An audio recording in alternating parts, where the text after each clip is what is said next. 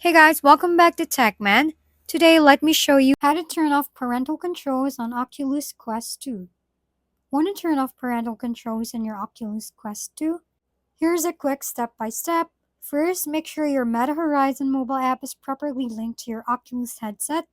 Open the app, tap the menu icon at the top of your Horizon feed, scroll down to Privacy and Security.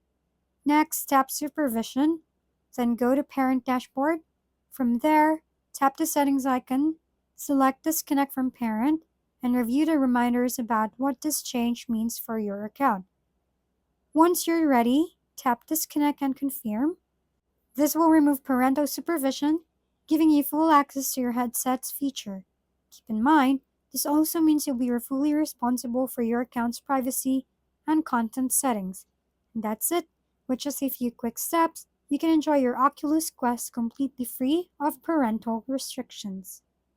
If we've been helpful, kindly give us a thumbs up, and don't forget to hit the subscribe and bell button for more contents. For any questions and suggestions, comment down below.